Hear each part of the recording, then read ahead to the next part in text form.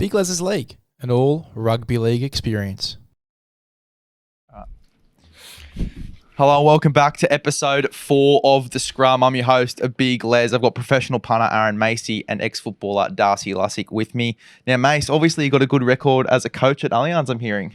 Yes, it was a big night for me Thursday night. I might have been fielding a couple of calls, maybe not. I coached the under-9s. We were 5-1. Very impressed. The Bondi Wall was up. The Bondi Wall. Well, mate, Bondi United, Yeah. the Bondi Wall. I was for a bloke who's made 9 tackles and 8 of them third man in. I'm coaching kids to tackle. It's unbelievable. Screaming out and hit their head in. It's like Les coaching people how to tip. Well, I mean, I have to say it before, and I can believe it, to be honest. Obviously, this week as well, you got the bet of the week. Obviously, with the Sharks and the Warriors, Manly didn't get up, but you were the most successful out of all of us. Obviously, my bets were 2 for 4. My trifecta was 1 off from getting up as well. Obviously, with the trifectas, you only need 3 out of the 5 to get up and get paid, which is really nice. You had like 100 throws at the dart and you only landed 2. That's the way I interpret it, but sure. We talked about the fishing buddy aspect of it. I'm a fucking terrible fisher, I'll tell you that. He's not Rex Hunt. Yeah, no, definitely not. And then Das, how did Barry Crocker? You know what? Can I just say something? You landed it the week before. I think you played it really strategic. You were confident. You even threw out take your missus for dinner. And then you nailed it. And then you know what I saw? And mate, you went anytime. You really just went outside the square you live in. You got to be in that safe zone. It's like my Twitch. life, like when everything's going smooth and nice, I just find a way to fuck it up. Yeah, that's keeping life within the lines. And that's what I did last week. Keeping it within the lines. That's pretty much me in life. But with the betting, I try and keep it strategic and keep it tight. But all right, we bounced back this week though. We're both a bit unorthodox with the betting. I'll give you that. Let's talk about some of the key takeaways. There's a lot to dive into here, obviously, from round 4. Luke Metcalf, he broke his leg. He's going to be out for the next 8 months, it looks like. Really, really unfortunate for him. Obviously, was the starting 5'8" over Tamale Martin, over Chanel Aristeveda, who are both shoved into New South Wales Cup and have been playing there for the past few weeks. Looks like Tamale Martin's going to take that jersey now, but Luke Metcalf, he was so impressive to start the year. What are your thoughts? He was impressive as well last year before he got injured, just before the semis. And I thought this year he come back. He looks like he's even faster this year. So, look, I think towards the semis last year they really missed him, and I think they're going to miss him now. So they need the other ones to step up now. So who fills in for him now? Tamale Martin comes into 6. I thought it was going to be Chanel Aristeveda because he played there last week when Metcalf went off, but no, Chanel's in the reserves again. He's going to be playing New South Wales Cup, it looks like. I don't know who the 6 is going to be there, but yeah, interesting. Really strange. But Tamale Martin's been going well in New South Wales Cup, I'm hearing as well. So hopefully that's a good little combo. That's what they had as the halves pairing at the start of last year before Metcalf even came in. So hopefully they go just as good over the next few weeks. But I just feel like with Metcalf's running game, he just provides something that Tamale Martin doesn't. Yeah. With his pace, his footwork, and he complements Sean Johnson really well. Having a completely different, not completely different, but a very different half coming in into Tamale Martin. We could see a few things change in the way that the Warriors play, and it might be really interesting to see how they go. You know what, though? They still haven't put that 80-minute performance 100% together, have they? This probably just throws a little bit of a spanner in the works. So not ideal, but I'll be still tipping them later, and we'll talk about that. Yep. Let's talk about Lachlan Galvin. Had an amazing performance. Usually when someone gets sent to the bin, you don't really have the best performance. I mean, Das, you have experience with that, getting sent to the bin and then coming out and having a bit of a Barry. But Lachlan Galvin... This is bullying. We've got a HR department. Yeah. Who do I complain you guys to come here? after me after return serve, don't I? Fucking hell. Speak to you later.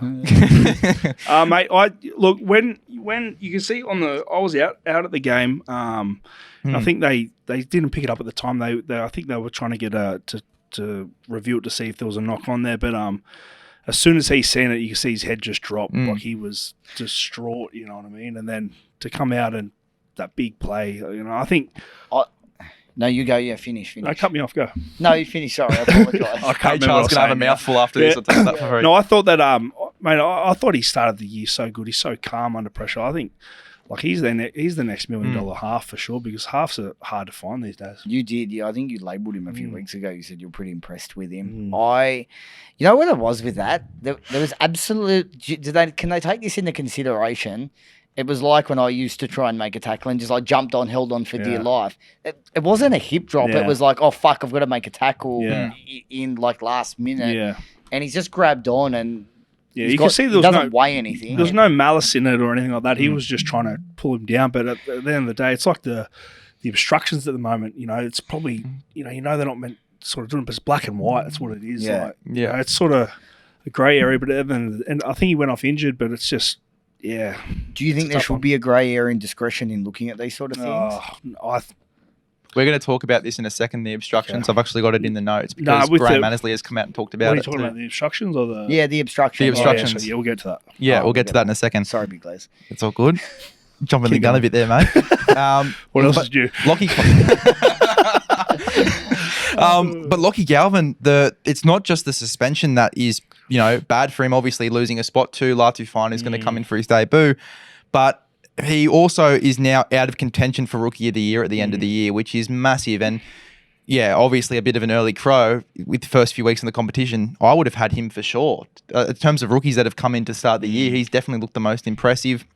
And 18 years old, as well. Like it blows me away. As I said last week, that someone my age is coming out and killing it, and playing with so much confidence. And I think it could hurt the West Tigers too going into this week. Just the confidence that he played with, even when the West Tigers were in some tough situations, they were making a lot of errors. He still managed to pull them back into the game and had some really good plays. That try assist for Dream Buller was incredible. So incredible. You know what? The thing that I loved about him, and it's that thing they used to talk about with like players like say Todd Carney or I've just gone blank. Who's the assistant coach at the Cowboys? Maloney. Yeah. Jimmy Maloney was a prime example of a player that could throw an intercept. Yeah. Throw an intercept and then create the play of the game and just put the whole team on his back. Where then you've got players like Paul Brett Kamali threw an intercept and he was gone for 3 years. Yeah. Like, you know what I mean? Like I remember Trent Barrett said that to us. He used the same example. He said Maloney, he would laugh about it, but then the next play wouldn't faze him and he would make it. But this kid did the same thing. He had that moment where, like you said, straight away looked up and went, "Oh fuck!" Yeah. But then he's just come back on the field and put the Tigers on his shoulders. And as well, Bud Sullivan hasn't played much footy over the past 2 weeks. Yes, he's been sitting at 14, but he played none of the game on the weekend, and he played, I think, 5 or 6 minutes the previous week. So he's played barely any footy. And coming from a Dragons side where he was labelled a hooker, they said, "You're not a halfback, you're not a 5'8", you're a dummy half. This is how we're going to use you. If you don't like it, you can go elsewhere." So obviously he wouldn't have too much confidence coming in, to this West Tigers environment where, obviously in a battle with some less experienced halves for a jersey, and a Lockie Galvin maybe gets the jersey before you as well. You're then relegated back to the bench as that 14, that hooker, not playing much footy.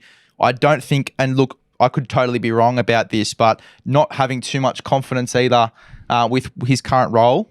I think that just the confidence thing for me, when you're looking at Galvin and Bud Sullivan, I think could be a massive difference in how they play going into this week. Let's talk about the Tigers though. Massive upset. Obviously, get the chockies myself. Called that one. Lovely. One of the many tips that I got right during the week. I can't wait to touch on the Canberra game, but we'll get there. Yeah, well, look, let me just talk about this and get my confidence up before you pull me right back down again. Yeah, let's have his 2 minutes of fame go. Exactly. The Tiger, look, Lockie Galvin, obviously a big part of that. Dream Buller has been one of the more consistent fullbacks for me over the past few weeks. Everyone's talking about Edwards, the ups and downs of Tedesco. Kalen Ponga, obviously not in the best form consistently at the moment. And Dream Buller has been averaging 150 metres every single week. He's been, getting that 5, 6, 7 tackle busts every single week. He's been so consistent and no one's talking about it. I don't think you mean saying no one's talking about it. I think a fair few people are talking about it. I want to touch on that game. You were at that game. Parramatta, the 5'8", Blaze. Talangi. Yeah. Blaze Talangi. What did you make of him in that game? I thought every time he touched the ball, he was dangerous. I thought he was good. I thought that 5'8's probably his position. I think he was in the centres last Yeah, he was in the week. centres I last think week. 5'8 could be his position, but then, you have Moses And Brown. Yeah. But I watched the game on TV, and there's times where I was like, "Oh, Brown's with the ball," because I swear he had half on TV. Half looks like a clone of Brown. Yeah. And then because they had the jersey switched, I was Yeah. like, "Oh fuck, Brown looks good." And I Yeah. go, hang on, no, this isn't Brown. Yeah. I actually thought he looked more dangerous with the ball at Yeah. times than what Brown did. Well, I see that St. Georgia, with Lomax trying to say, well, Parra can have Lomax if you give us plays. I wouldn't be handing him up. No, No not at all. way. No way. Well, it's funny you mentioned that they're like pretty much the same player because they both had around 115 metres. They had very similar stats coming out of the game, and a big part of that as well was their defence as well. I Yeah. think they both had near 15 to 20 tackles each. So, a big game for them. Blaze Talangi, you say 5'8", is probably his position. I thought he looked a little bit more, just with his running game, a little bit more like a fullback. Obviously, he has come through as a fullback over the past, few years. I think Galvin's more of a playmaking half, where I think Blaze is probably a little bit more of a running half. That's been it's such a small piece of data to look at him. But the commentary after the game was, funnily enough, they said, "Oh, Galvin," because they won the game. They were a little bit harsh on Blaze. I thought he stood out. I thought he played really well. Second game. Mate. I thought he played enormous, honestly. But just watching that game, I thought the Tigers, Benji's got a response out of them now. They're playing for Benji. I seen that Galvin came out after and said, Benji's giving him so much confidence. Tell him just to play what's in front of him. But their defense, I think Parra attacked their line 6 sets on the line, and then they weren't going for penalty goal. They go, "Oh, we'll roll again," because usually you expect the Tigers to give up a try. But when they kept going, and then I remember they knocked the ball on, and then everyone was in, and then they marched Parra up the field. So if they just get a little bit more, they got some good young kids. They could be a good team in the next couple of years. So, one thing with the Tigers, and like I said, I do not think they'll be getting the wooden spoon. And their 1 to 17 is very good. It's that next 12 after them that probably could be the concern. So I think if they can stay injury free and we don't have too many hip drops from little Lockie Galvin, I think they will definitely win a lot more games. So I don't think they'll make the 8, but I think they'll be probably just knocking off some teams. And what they've got in their favour as well, my brother's obviously been in the South development system over the past few weeks, and he's obviously got to watch a few Magpies games because they've been out west versing Parra and the Tigers at some stages. And he says that the Magpies is probably the best team he's probably seen in New South Wales Cup at the moment, just with how they play. Latu Finu's apparently killing it there. So they've got the juniors as well over the next few years when some of the big dogs retire to still be a competitive side, which is scary. One thing with the Tigers, they've been very good at blooding. I think they had Teddy and a few really good juniors, but they've let them go. Let them go. So it's going to be interesting to see now with Benji at coach if they're going to be able to hold on to some of that amazing young talent that they have. I agree. Let's move on. Tyson Gamble has been dropped. It's the second week in a row now out of 4 weeks where we've seen a new halves pairing for the Newcastle Knights. I don't like it, to be honest. I think that they should have just kept Hastings and Gamble in there at least for 8 weeks to start the season, just to let them gel, get set into the season. So you don't think Cogger should be in the side? I think Cogger should be the 14, or at least they should have gone with the side they had at round 1 and just kept a bit of consistency in there, because we know with sides that consistently change their spines, particularly their halves, who don't have enough time to gel, it is trouble signs. With Brisbane, it probably won them the spoon a few years ago. Yeah. But all right, so let's start. What are your thoughts? You've played in sides with obviously different halves combinations. What do you think? Well, it's a tough one, isn't it? Like, you train all pre-season with that same half that you would have trained. Those two halves, they were trained all pre-season. Your back rows get used to them all pre-season, and then after 2 rounds they're gone. But sometimes there might be a bit more behind the scenes. Sometimes the coach is just trying to get a reaction, but it's a hard one when you keep chopping and changing. I was at a team once, and every week you didn't know who was in, who was out, chopping and changing. You couldn't get any cohesion, and it was a nightmare, to be honest. And especially with the halves, there's such crucial plays in the team. Yeah, because the back rowers, have their time, or spend all preseason getting their timing off them. The centers. They're just looking for a reaction up there, I think, but they haven't got it so far. I think they've been awful. Yeah, I think the thing with those 3 players, not like I think if you look at a lot of sides, like you look at Manly last year, Luke Brooks being there, you didn't know who they had a definitive half, but you have that 5'8", was it Schuster, was it someone else? Yeah. And then you've got certain sides where they've got their flagship halfback or they've got their flagship 5'8", and there's probably one or two kids that are vying for the other position. Yeah.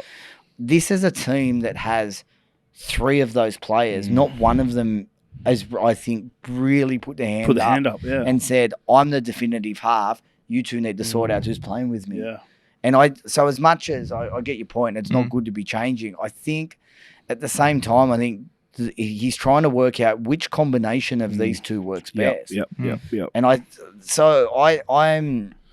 I'm not 100% bagging it. I think he's trying to work it out as quick as possible. Yeah. Because right now the synergy hasn't 100% been there, and as you know, it's hard to build synergy. Yeah. But you also need to trial things. Yeah. Like you do need to trial, and when you don't have a Thurston or that definitive half, and you're trying to fit someone to work with one, mate, he's got to work out which of the 2 or the 3 is there. And like in the preseason, they would have been training so well. You know, even the worst teams in the competition train like they're going to win the comp in a preseason. You know what I mean? So until you get some people actually running at you and whatnot, but you know, I think until they get an answer, like you said, someone has to stand up there and say, "I'm the half. I'm going to lead this team." Yeah. You know, whether they think, because Ponga's back there, he's leading it, but no, you need the one of the halves to lead it. Yeah.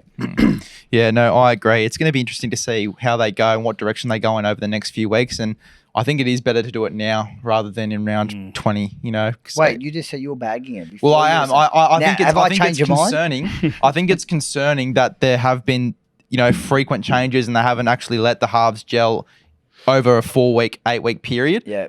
But I think it's actually better to do it now in round 4 than to do it in round 20, Definitely. round 21, round 22. But look, we'll have to wait and see with the Knights.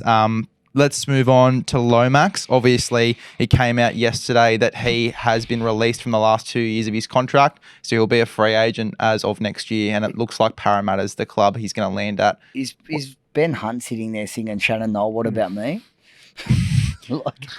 Ben Hunt's He's been kept hostage. He's half, but I just he's on what $800,000 to play on the wing. Like, is he giving that up? Who else is going to pay $800,000 for a winger? I don't know. Is he taking less to try and win a few more games? Yeah, I don't think so. You know, I think he's. You know, the only reason that I could think that you're giving up that is you know that you're going somewhere else and you've been offered something else. You know, I know that you're not allowed to, you know, negotiate while under contract, but it happens. It happens, and whether he's being told, if you get out of your contract, you can come and get this year and you can play fullback for $800,000 a year or. But you know what? I hope he goes to Para this year because it'll be good. They need him. Do you think that's the play for Para? Maybe they say, come here, you play maybe 1 or 2 more years at centre, and then you're going to move to fullback. Gutho's going to go into the centres for the last, however many years. Could it be the of his career. transition of Gutho out? No, they won't get rid of Gutho. No, there's no way they're getting rid of Gutho. So me personally, I've always thought Parramatta to win a comp can't have Gutho at 1. That's me. I think Gutho's the ultimate 7.5. I completely disagree because he consistently gets them out of trouble 100 times. He got him in out a of trouble game. 20 times in the week. He did. 100%. Yeah, defensively. There's something about Gutho. I think He's a very solid player. I think the transition for when Gutho finishes, Blaze will go to fullback. You think you'll That's go back what to I fullback? Okay. All right, we'll have to wait and see. And obviously with Blaze playing at 5'8" on the weekend, it maybe there's a spot for him there in the halves, potentially when Moses obviously gets to that peak period towards the back end of his think career. that every club is always trying to do something behind, whether it's above board, but they're always looking who's available, who's not happy here. Yeah. Can we fit him in? The manager says, we haven't had contact with anyone. They've had contact. Yeah. Everyone has contact. But as for the Dragons, though, their backline is just left in shambles. It is very Having a I would call Lomax one of their marquee players on that side. He's played really well this year. Yeah, I know. He's been probably one of their standouts. But for sure. Let's see what happens with this situation. I'm hearing that maybe Melbourne are in the talks as well. And because obviously with Ramus Smith and his injury concerns, there might be a spot opening up there, but we'll have to wait and see. Let's talk about Terrell May. I'm sure you're happy about this one, I was very Mace. happy. I love when that shit pops up on Instagram. Obviously re-signed 2 years, $1 million extension, so $500K per season.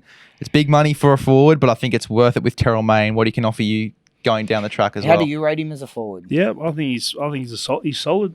Yeah, definitely solid. I think at the moment he works well in that rotation there with Jared and Lindsay Collins. Like Lindsay Collins, he's the elite. You know what I mean? So I think he's good when he comes off the bench. Yeah, I think he's a solid player. Yeah. I was looking at the side, like, we'll just touch on that Roosters forward pack quickly. Obviously, Spencer Linnu's not there at the moment for obvious reasons, but he'll be coming back somewhat soonish. Like, where do they fit them in? Like, you've got a player like Suo Wong, who is not in the side. How do you, like, you got Satili Tupanua, you've got Nat Butcher, like, that is a stacked forward pack at the moment. Makes it so much harder when Angus Crichton has a blinder too on the edge. 100%. Like that's like that is. I reckon it's one of the most stacked forward packs, and then depths in the forwards at the moment. Well, Darcy, tell me now, and I'm going to throw a bit under the bus here. What's your ideal bench for the Roosters? If you're putting together 14, 15, 16, 17. You put me on the spot there. Yeah. Who usually plays the 14? Connor Watson. Yeah, you'd have Connor there for He's sure. first pick. Or you wouldn't have Sandon? Or when he comes back from injury? You're asking the wrong person. Ask him. He's the Roosters man. Don't ask me because people might be a little bit. Would you? So I'll throw you a better question, a bit easier to answer. Would you take out Tupanua for Wong? It's hard. Do you know the player? And people shoot me for it, and he's Mr. Solid, and the coach would never do it. But I'd take Nat Butcher out. I couldn't do it. His defence, 62 tackles on the weekend. I sent that to a mate, and he said, "You know what that tells me? He's been left out there too long." But he's rock solid. It'd take me 4 games to get that many tackles. Exactly. That was a career. Exactly. It's such a hard decision for the Roosters, and I'm keen to see what they do over the next few weeks, how that rotation looks come September football. Now, we obviously talked about it before, but the obstruction rule. Graham Annesley came out yesterday. I think it was Brad Walter, one of the NRL reporters. Was struggling to find the word there. Graham Annesley came out to the media about the obstructions, and obviously had to with the past 2 weeks that we've had and some really 50-50 calls. And obviously people are just calling, let's go back to black and white. Let's go back to black and white. And he's basically come out and said, we were black and white a few years ago, and all the criticism that we were getting was, it can't be black and white. It has to be. Got labelled racist. Yeah. Well, pretty much. But they wanted to steer away from black and white and sort of get to more common sense. So from a player's point of view, how do you look at it? Look, I think the best example is the other week, Manly and Para, when Trebojevic sort of stopped in the line. I think it was Moretti was going, but he was never going to get there. Like he'd already given up on the play. But at the end of the day, Trebojevic was in the line. He stopped in the line, which you can't do. And then, do you move to start going, will the video ref go, would he have got there or wouldn't he got there? I think that's too subjective. It's got to... You know what I mean? I think it has to be, he stopped in the line. You can't do that. Yeah. Whether he's going to get there or not. But but everyone knows that he wouldn't have got there. Yeah. Even if Jake and what about on the Joey Manu one on the weekend? Obviously, everyone's is that the one when he ran right through there? So it's the fullback got stopped 20 metres away. Yeah. See, I think that something that obvious, he's not going to get there. So do you think we need a combination of both black and white, but when it's needed to bring in common sense? Yeah, but then, I don't know if you can have both. It's frigging hard, you know what I mean? But it's just like... I think there was one in the Warriors Melbourne game the other week. Well, he ran on the inside shoulder, and they said that the Melbourne player, I think it was Hughes, made the read to sort of come in and got stuck and then couldn't get back out, but he'd made the read. Yeah, and then it cost the Warriors a try, which is crazy. You know what I mean? Yeah. So it's just like it's like sometimes they just make it up as they go, and it's frustrating as a fan when you watch, especially when it's your team. The biggest thing that I think a lot of people might not realise is it's a product to be bet on. Yeah. So many people are wagering on these games, and if you're getting beat by a refereeing decision, it's not good for it hurts, but it's not good for the overall product. It's I don't know. They need. Surely they've got smart enough people in there. They've got to be able to get this decision right. And I think if you're in the bunker and you can't be making these decisions, I can understand a ref getting a call wrong during a game. That's human. But if you're sitting there and you can't work out what's right and what's wrong, I think it's pretty fucked up. Yeah, I agree. It's hopefully they fix it over the next few weeks because it is, it's becoming more and more frequent now. We're having these decisions. We shouldn't be having the discussions about these refereeing decisions. We're just stressing about how good the try or tackle was. Exactly. We'll be here next week saying the same thing. 100%. Yep. All right. Let's get into the preview for round 5. We've got the Storm and the Broncos first up. Obviously, the line being 6.5. Wins at this venue. Melbourne at home, are 75%. The Broncos are 21% at Melbourne home. What are we thinking here? I think the Storm have the wood over the Broncos. Munster back this week. Yes. Yep. Jerome Hughes back. Hughes back. That's a massive bonus back at home. Broncos still have a few out. Give me the Storm all day. 6.5. I will happily take that. Yeah. Mace? I'm the exact same. I think they get their spine back. I think they've still looked pretty good considering they're also coming off the bye, which is... I think they'll come out with fresh legs. Bellyache's so good to get them really revved up at home. Obviously, stats say Broncos don't play well down there either. And I think they're still lacking a few things. Well, in their last 10 meetings, Melbourne Storm have won 9 of those games. Yeah. And they've averaged 34 points scored on Brisbane as well. So I'm looking to go with Melbourne here. I think they do get the job done. I think Munster's a massive in. Hughes, it's so strange when Hughes is more of a running half. You don't notice this structure that he actually adds to that side. Him as a leader, as a general in that team.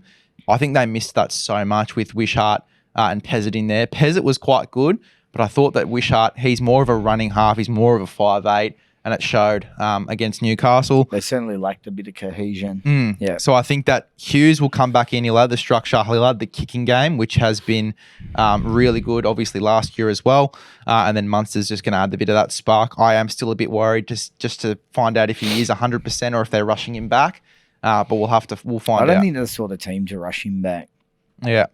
So Melbourne. Melbourne. All right, cool. Bulldogs and Roosters. The line is 10.5.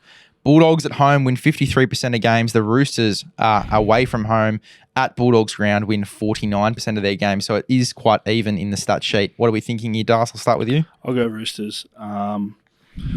Look, Bulldogs are showing glimpses of that, that they're improving, but I just don't think they just haven't got the class at the moment, especially in the halves, I don't think. And I think the Roosters will cover the line. So put me down for that. Yep. Mace? I want to say a few things about East in this. Last week, they played against Penrith. Yes, they were missing 2 of their key players, and we're missing Lindsay Collins. And obviously a few penalties didn't go their way. But I just want to say the coaching brilliance of the Penrith coach, that team just taught them an old school fashion line speed in defence, line speed in attack, just getting past that advantage line, kicking the corners, holding the ball, playing really basic footy. Yes, they got a couple of calls. Mate, they just dominated that East Pack early. They were they were so impressive. Penrith. Yeah. In saying that, one thing with East, yes, they did have that one call. They did come home late. And as much as I think they were flat as attack, early, and things didn't go their way and it really showed, they still only got beaten by 6 points. And I still think Penrith are the benchmark. Yeah. Then you've got the Bulldogs coming off, just getting beat against South, who have been an absolutely woeful side. Yeah. I thought it was light years, completely different levels of form. I think, and the Roosters so far have been on 1 week, a little bit flat against Manly, really up against South, flat.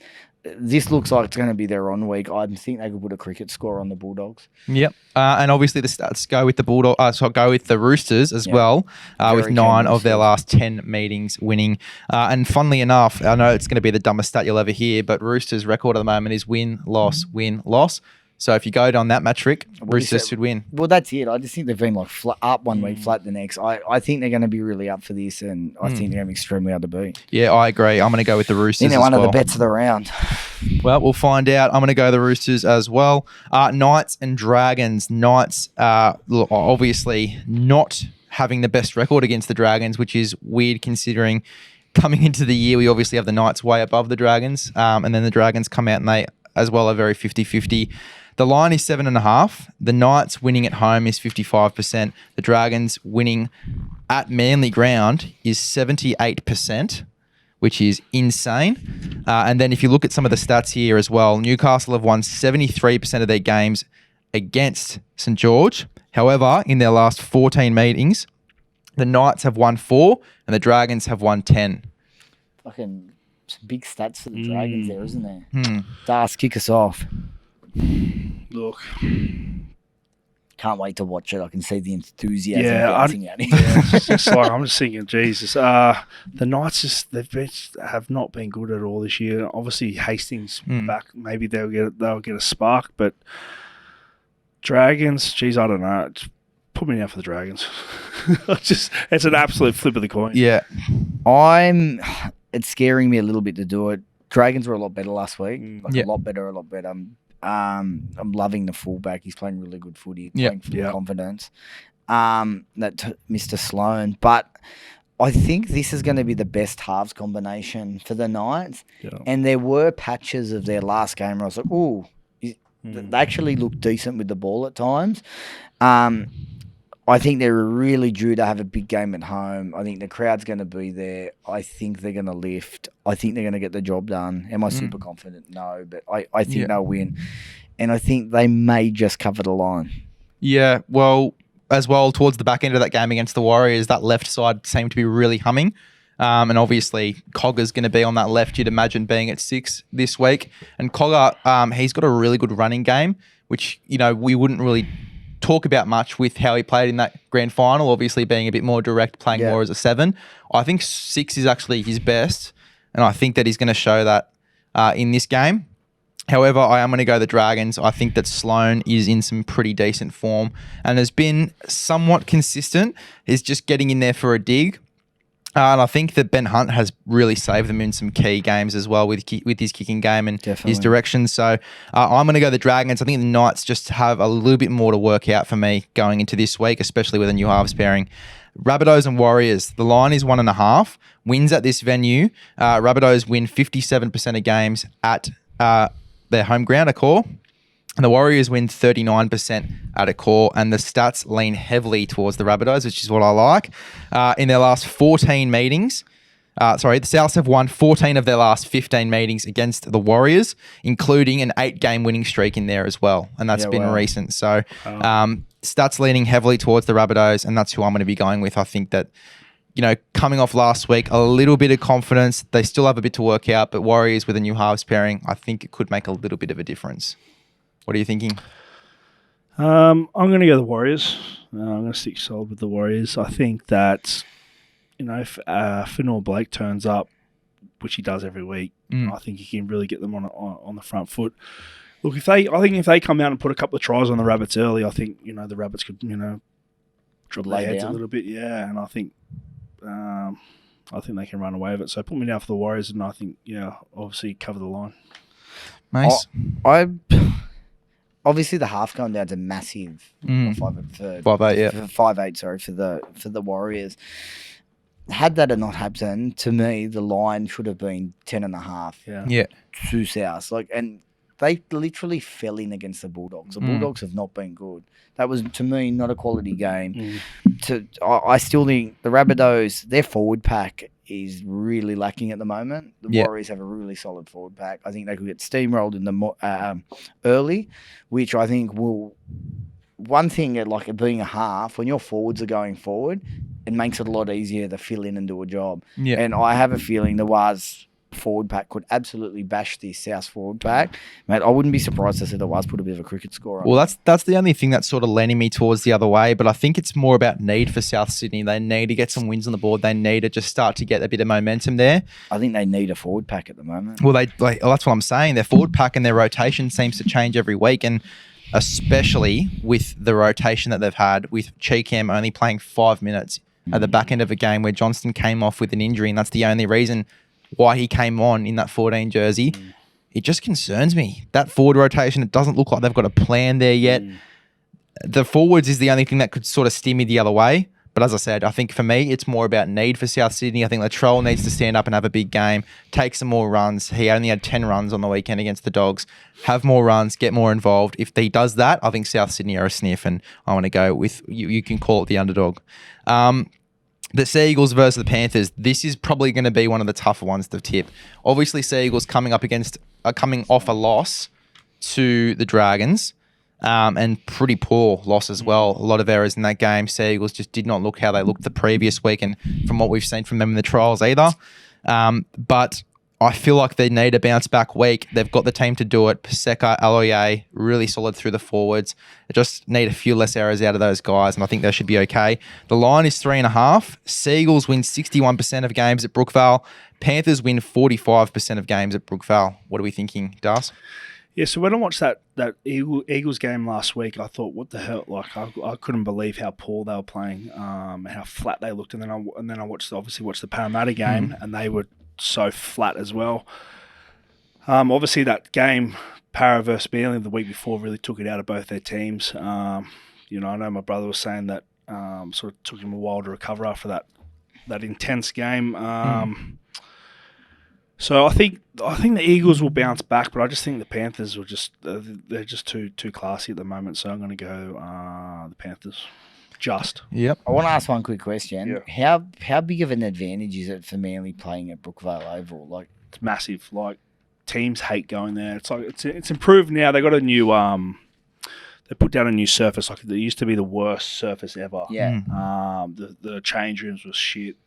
It's like it's old facilities, but Manly love playing there, and other teams hate going there. I reckon there's a good couple of points in there for sure. Yeah, definitely. Well, you know what's going to throw a real spanner in the works in that department? So Penrith have won their last 9 out of the past 10 meetings against the Sea Eagles, and they've won all of their games at Brookvale Oval, the Panthers. Yeah, well, there you go. That's a big stat. Little stat man. Yeah. Getting into a swing. We played a game there versus the Panthers. I think it's like the biggest comeback ever. They were up by 20 or something, and they come back and beat us by 22 points in the second half. Yeah, wow. So that was probably the start of their run, actually. You started I started it, and then I got out of there. I think I said at the start of this year, I reckon Manly are probably really good smokies when they're about $26. They're a team that I liked. I thought Luke Brooks was going to be a massive signing, and they were going to be a team that I probably wanted to tip to upset some really good sides when they are at home at Brookie. Just because of what I saw last week of Penrith, that they are just so impressive, and they're really going to have to lift the Eagles on what they did last week to beat this Panther side, because they are just really still top class. I'm leaning to the Panthers. I think I'd want 6.5 to back the Eagles, and I just think the line. I think they've got the line a little bit short. I'm going with the Panthers. I think they can cover. I think 4 points is enough, definitely. Yeah, for sure. I think that the Panthers will win this game, and obviously the stats back it as well. Bad omen for you blokes. Let's move on to the next one. Obviously, the last game of your Super Saturday is the Dolphins and the Tigers. The line is 4.5. Wins at this venue. Dolphins at home win 44%. Tigers at Dolphins home, and obviously they've only had one game between them, are 45% at that specific venue. I believe they're playing at Suncorp. Yep. So what are we thinking here? Look, I'm going to go the Dolphins. I think their form's been pretty good. Tigers. Top of the ladder. Yeah, I think Tigers were good. I think they'll lose Galvin. I'm not too. Is it Fine? How do you say his name? Latu Fine. Finer, yeah.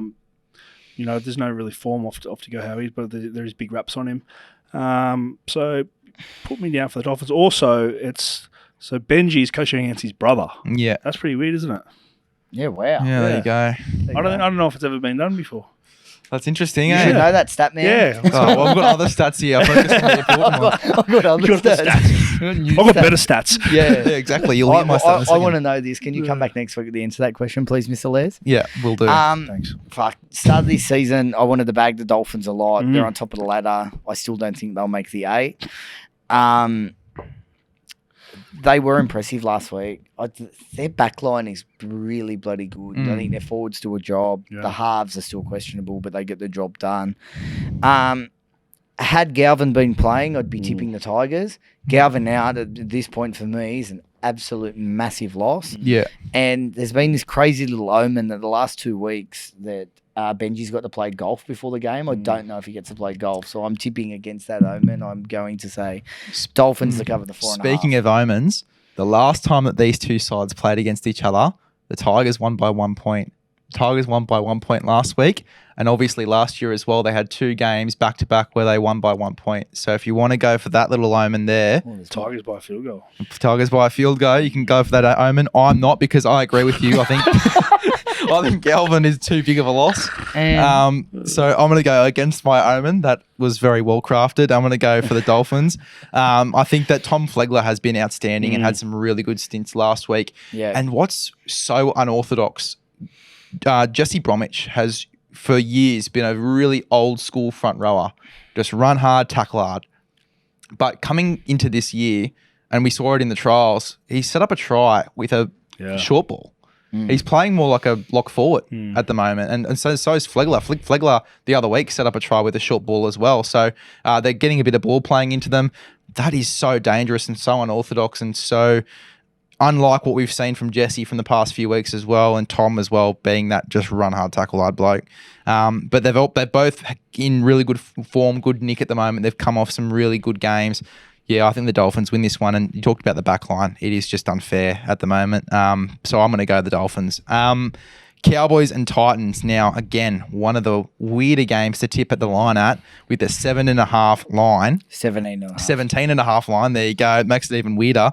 But the wins at the venue, obviously Cowboys at home win 54%. Titans at Cowboys home with between 20%, and the Titans are in shambles. So kick us off, Darth. It sort of worries me this because I've seen the footage of Des going berserk in the change room after. You know what that's like. I know exactly what that's like. How does that make when you he gets feel? up, I see when he got up in close, like pointing in their faces. I've had that before. It's not nice. It's not Did you nice. speak to HR? No, I couldn't. But but you know, he would have been. That would have been a tough week at the Titans this week. Tough week training. I'm gonna go the upset this week.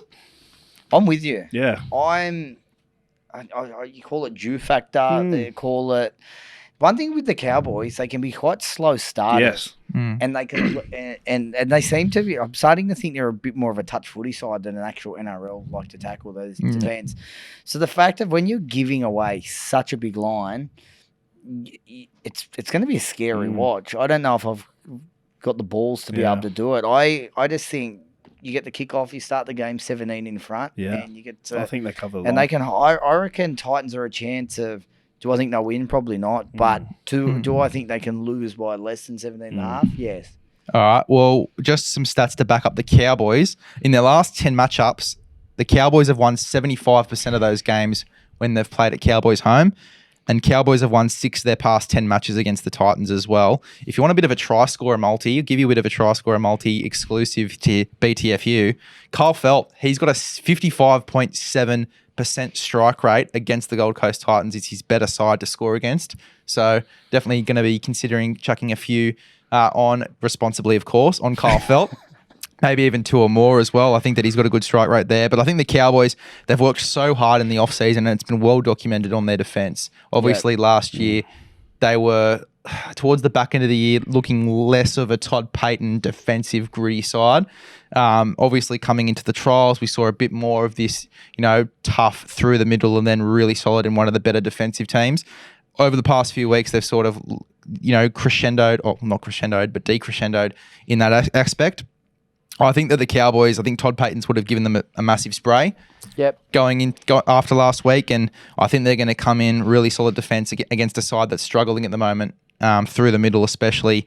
And I think that the Cowboys could put a bit of a cricket score on the Titans, so I'm going to go the Cowboys. So I'm going to intro this next one because we're going to talk about the Raiders. Last week, a man opposite me, he got very, very confident. Very, very confident. Bet of the round, super confident. Told me so much about how the Sharks were lacking middles. And I was watching the game and it's like, they've scored. They've scored again. It's 18-0. How big was your sword? It would have been up. You just would have been just slapping yourself going, I am the champion. Then how does it feel? What happened? Tell us where it all went wrong, Les. The Cowboys were just too fast for them in the end, weren't The they? Sharks. Well, the Sharks. Yeah. That's I'm how not he Totally started. rattled him. I'm trying to forget about it. I put it in the past. No, the Sharks were too fast for the Raiders, and that shocks me a bit too, going into this week against the Eels, who are going to play that fast game of footy. But yeah, no, I'm going to try to put that game behind me, a bit of PTSD there. But you'll be happy to know I'm going with the Raiders again this week, so haven't learnt my lesson. Obviously, the line for this game is 1.5. Wins at this venue for the Raiders at home is 59%. Eels at Raiders home are 26%. So there is a bit of a, I guess, advantage at tipping the Raiders here. At home, Sticky would have been absolutely going off his chops. I love the interview. No one was solid. Yeah. No, don't give anyone a compliment. They tried to give at least one player a compliment. Yeah, he would have been going mad down there this week. And Raiders back at home, like, I'm going to tip the Eels, obviously, but I think that's a real dangerous game. Like, it is a dangerous game. So, put me down for the Eels, but the Raiders could very well turn up. I think they're going to need more than their magic clap before the game for this. I cannot believe that. I can't, for starters, believe that they're favourite. Like Mitchell Moses playing, the line would be one of 17.5. I thought the kid Blaze Tangalungi, however you pronounce his name, I Taulungi, yeah, I thought he was phenomenal. I think he'll only get better this week. I think they still lacked a little bit of structure. I think Brown will improve again. He gets another week working together. Mate, this Eels team is genuine. It looks a genuine top 8 side. The Raiders are they're going to be a big chance for the spoon. To throw another spanner in the works for punters, in their last 10 matches, they're 5 from 5. So they've got an equal record here going into this one, which makes it so much harder to tip. We talked about Sticky having a blow up. Obviously, these guys are going to be up for this game. Morgan Smithies, Joe Tarpanay, and Josh Papali'i, over the past few weeks have been sensational for the Raiders, and that's probably one of the reasons why they started so well this season. And then you look at their defense as well. While, not having the best game towards the back end last week, they are 38% equal on both sides for conceding tries, so their defense on their edges is quite solid. And then look at the Eels. They've conceded 56% of their tries on the left, being Sevo, Harper, Simonson. I think Sevo, he is so 50-50 and so hard to tip with his consistency. And James Schiller obviously impressed a lot in the trials. They're going to be throwing a lot of ball down that right-hand side. Yeah. And I think that Schiller's going to have a field day out there scoring a heap of tries. I think the Raiders do get up for this one. I think it will be that 1-12 margin, but I think that the Raiders do. He was confident as last week. I just want to know. Look, it's definitely gone down about 25% in confidence, but we'll see how we go. As I said, throwing fishes out on the line and seeing if we can catch anything here. Obviously, my punting record doesn't speak too kindly. So just hoping for the best. I want to try and change something for you because you always go first for your scrum. Let's kick off with Darcy scrum and see if we can change the... Well, I need to change something up from last week. All right, this week I have Storm -6.5. Yep. I have the Roosters head-to-head. Yep. And I have the Cowboys head-to-head. Yep. Safe. We need you to take your missus out again this week for dinner. Well, the missus is having a field day 2 weeks in a row. What's that paying? Did you see what it's that was 270 on CrossFit there. Pleasure. That's all we need. Beautiful. That's all we need. All right. I am going, cheap and dinner. I've gone the last 2 weeks. I've gone 2 out of 3. One, there's been that real bad upset. I'm going the Roosters head to head. I wanted to do it line, but I'm just going safe. I just want to get this home for the punters. I've got the Warriors head to head. Yep. And I've got Para head to head. And that comes to $4.50. I think it's great value at the $4.50. Well, you guys are going very safe. Obviously, I learnt too much from last week. I'm going to go Melbourne head-to-head. I think they get the job done there. I'm going the Roosters head-to-head. Again, haven't learnt anything from last week. Mace's Roosters let me down last week, but I'm going with them again. And then I'm going to go the Cowboys 13+. As I said, I think there's going to be a cricket score here for the Cowboys. I think Todd Payton's going to drill them this week with their defence and their attack as well through the middle, especially with being a man down the Titans with Tino out for the year. I think that the Cowboys can really put a cricket score out here.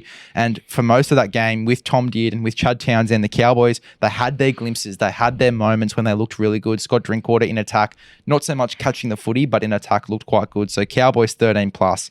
And then Manly and the Panthers to be over the 40.5 point line.